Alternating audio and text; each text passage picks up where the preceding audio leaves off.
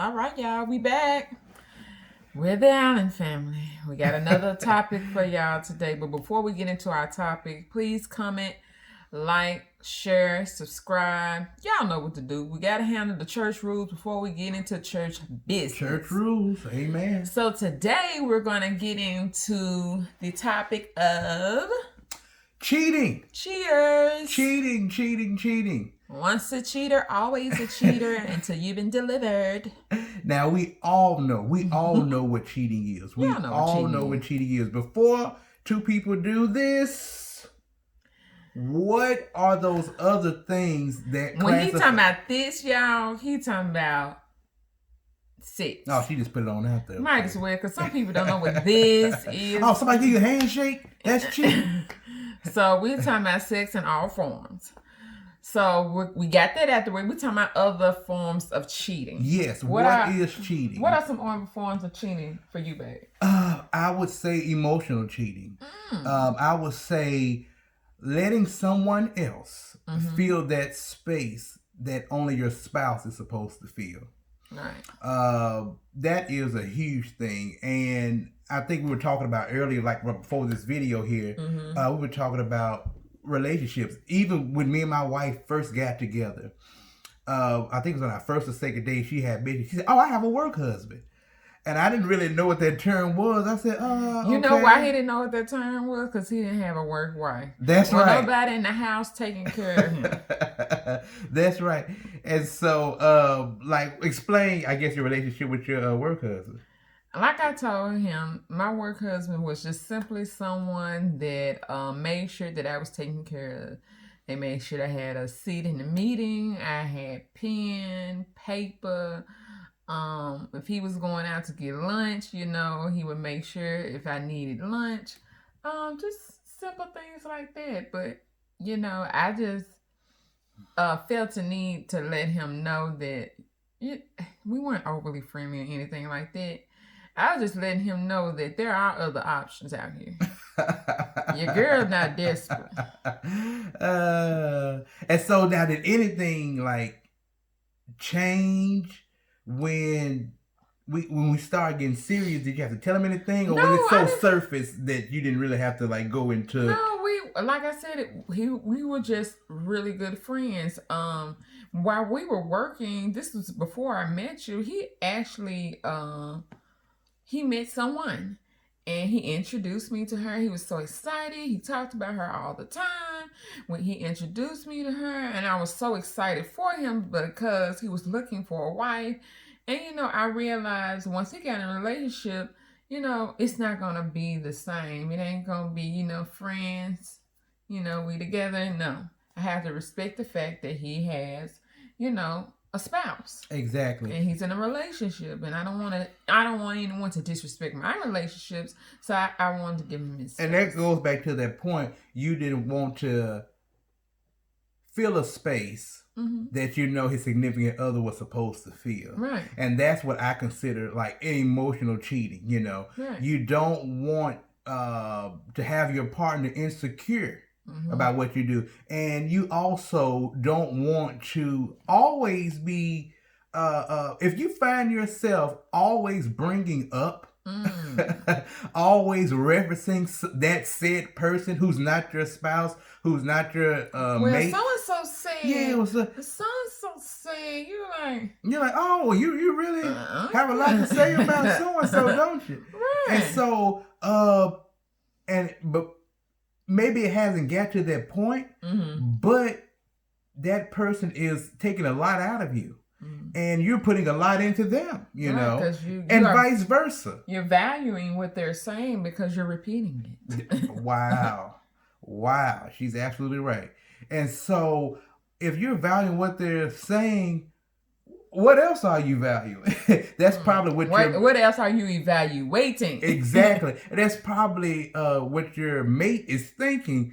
What's really going on? And it causes people to act, a little insecure when they shouldn't have to. They should be secure in their relationship, and it's your responsibility to ensure that your spouse is secure in what y'all have going on. Exactly. And I would say as well, you know, you Yeah. automatically know when somebody likes you. You know when somebody is attracted to you. You are a human being. You know what's going on. You know when somebody, whether they a man and you a woman, they really just see you as a friend. You know that. Well, I agree with you on that, but somebody didn't know that somebody liked them. I, y'all, my husband, when we first got together, I think, I don't know what date it was, but the story goes that we went by the bank. We were going out somewhere. I don't know where, dinner, whatever. And he went through the drive-through, and I wasn't paying any attention to what he was doing, what he was depositing and taking out. That wasn't none of my business. I just wrote down in my mental notebook, oh, he got a checking account. But anyway, so I was on my phone and doing whatever I was doing, and I noticed that the young lady at the window, oh, hey, Mr. Allen, how you doing? And he, being himself, being just as friendly, I'm doing good, And he said, so what you doing this weekend? And so my head said, skirt, what you mean? What's she doing this weekend? And they just kept on and on and on. And she's like, yeah, I'm going to do this and I'm going to do that. What did you have planned? Oh, well, I'm going to take my girlfriend and we're going to do. Oh, her whole tone changed. Oh, okay, Miss Allen, well, you have a good weekend. And I was like, you didn't get that. First of all, you invited her, talking about some, what are you doing this weekend? And then she responded in a high-pitched voice, like, oh, yeah, I was like, you didn't get that, she likes you. I would say this as well. When I was growing up, I was extremely overweight. And because I was extremely overweight, I developed a what they call big fat person syndrome. That's what I always saw myself as the fat guy nobody really liked, nobody was really attracted to, and that's just how I could go up to a woman who could have been dying for me, and I would just ask questions like that. Oh, where you going out this weekend? Oh, you look really. I'm not even thinking. No idea. I'm not even thinking about. And I mean, I'm seriously not even thinking about asking her out. She could be looking me up and down all day long, and I'm still just talking. Oh, that's good. You going out? What you going to buy? I think that's just him, though. I don't know, because that's not the only instance. We got one more quick little story, y'all. This one we were married. We were married. We had been married a couple of years, and we went to Walgreens to get something. And I went one way in Walgreens. He went another way.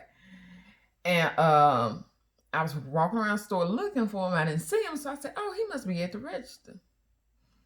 He at the register, smiling like Chester the cat, talking to some woman. And I said, who was that? I don't know, some lady, she worked at Taco Bell. She said she'd give some free food, man. I said, huh? Yeah, I was like, you don't realize she just up there talking down, talking about where she worked, he can come up there and get. I gave him my stuff and I left out the store. And I was like, we got the car. Where'd she go? And he was like, what's wrong with you? And I said, you don't get what's going on. I was like, y'all disrespectful. He was like, oh, babe, I didn't know. I didn't mean no harm. I'm so sorry. That lady had finger waves and finger waves on this side and curls on this side. That lady didn't want nothing to do with me. And I said, yes, she did. And that goes back to some of y'all don't know. Nobody know. I didn't know. I don't want people to know. But there was no emotional attachment at all. Right. There was no emotional attachment at all. Right. I never talked about her again to the point I completely forgot about her. Didn't even think about her. I didn't forget about her, old girl. Not anything at all. And so, cheating is emotional. Right. It's an emotional thing. Spending time, texting, talking on the phone, y'all taking strolls down in the park, y'all going to a coffee shop, just sitting down, chatting. That's having conversations, of course, that's going conversations about somewhere what? that you know they shouldn't be If going. your spouse can't walk up and sit down and have the same conversation that y'all having, you shouldn't be having. That's exactly right. That's exactly right. And the reason why we wanted to talk about this is because a lot of people are breaking up. A lot of people are becoming no more partners in a relationship, and nobody ever physically cheated on anybody. Right. At all. Not at all. And it goes back to, a little bit to, I guess, one of our videos we talking about, y'all got to set boundaries. Let your partner know what you expect from them, and they'll let you know what they expect from you.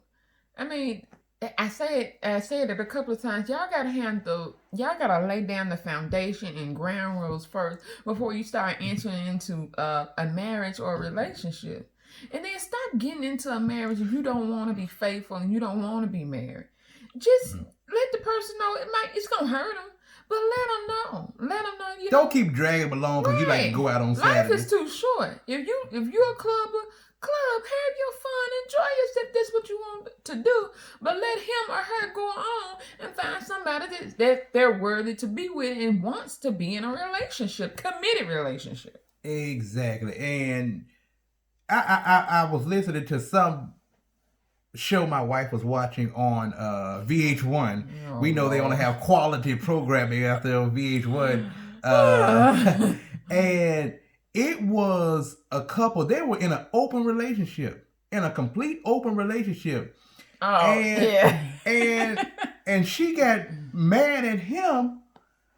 She said, "How you gonna cheat on me?" Now she just said a few seconds ago they was in an open relationship, and he brought up some other lady, and she goes, "How you gonna cheat on me like that? How you gonna cheat on me with some other lady?" Well, and no. Yeah. The thing is, even though they had an open relationship, he didn't discuss the other lady with her. Well, I mean, my thing was you should have known. You should have let them know. This is not what I want. I really want to be with you and you only. We need to, close everybody else out of our relationship. But a lot of time, us as women, and I go ahead and say men, we go along with whatever that person want to do because you're in love with them. You really want to be with them. And, you're willing to accept, some of their guidelines and some of their rules when you really are not into it. Mm-hmm. Exactly. And so lay everything out. Lay everything out what you want, how you want your life to look, who your friends are, because some people come into a relationship with friends who so happen to be the opposite sex, and and they so happen to they just so happen to get together every once in a while. Exactly. And have tea, if you will. Exactly.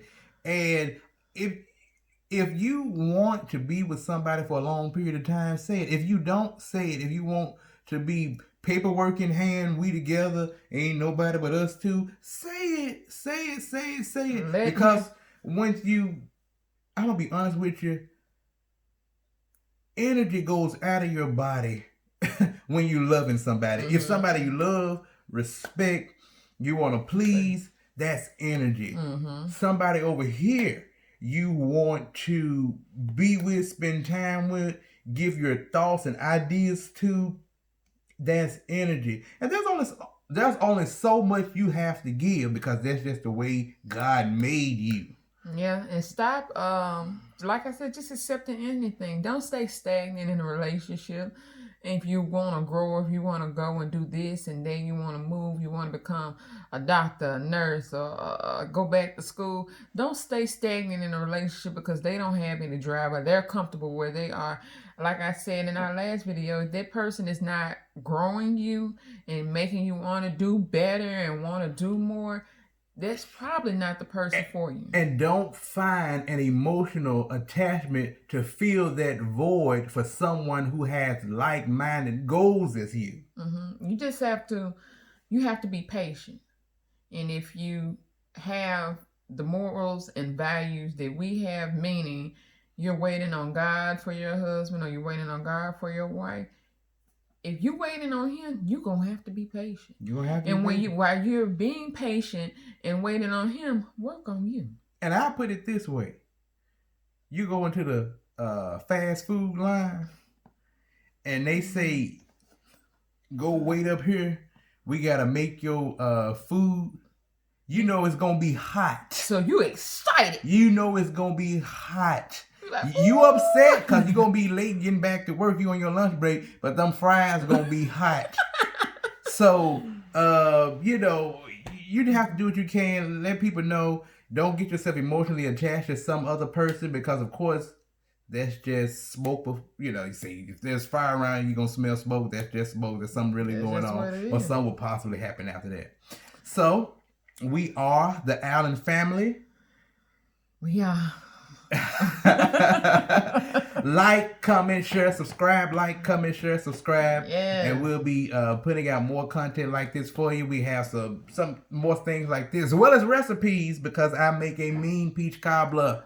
Y'all. Mean peach cobbler. If he tell y'all he make a mean peach cobbler one more time and he don't put it up. Mean peach cobbler. But anyway, y'all, we out.